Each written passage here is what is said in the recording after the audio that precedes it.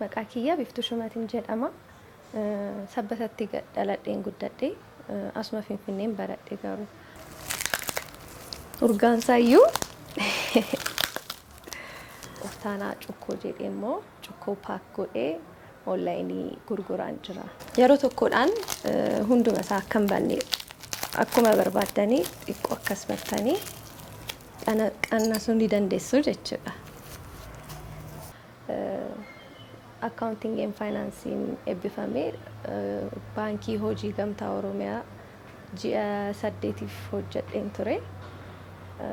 Achumaan immoo amma Oftaanaa Design banadhee uffata aadaa dizaayinoota adda addaatiin hojjechaa jira. Hojii kana jalqabuuf kan akka kaase ijoollummaa koo irratti jalqabee aadaa koo calaqqisuuf, aadaa koo beeksisuuf baay'een fedhii qabaayyuu.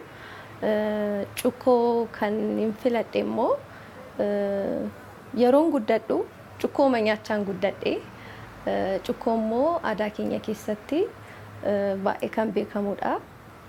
Kanaaf kana immoo nama birootas bira akka beeksisuuf hin fedheeti. Kanaaf gabaabaatti cukkoon dhadhaa bituu irra jalqabee dhadhaa gaarii maratu qabda. Innaa baqsamu yeroo baqsitu mi'eessituuwwan adda addaa maxxantee jechuu qabda.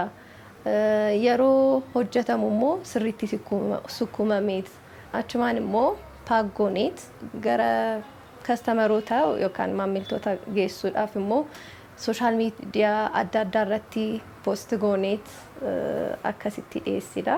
Yoo xiqqoo ulfaata garuu isaa gaariidha. Feedback isaa gaarii sila ta'eef isaa humna nu ta'aa jira jechuudha.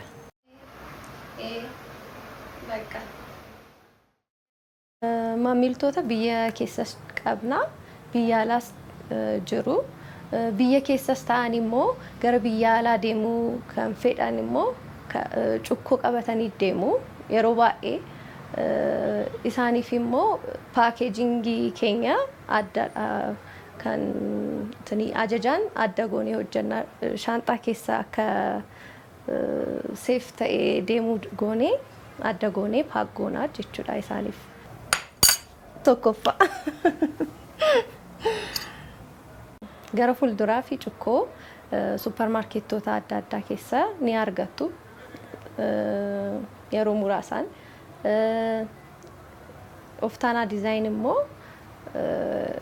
egaa biraanchoota adda addaa banannee cukkoo kana immoo gara keetaringii guddisnee cukkoodhaan qofa osoo hin ta'in nyaata aadaa keenya adda addaa akka keetaringii goonee hojjannaa jennee yaadna.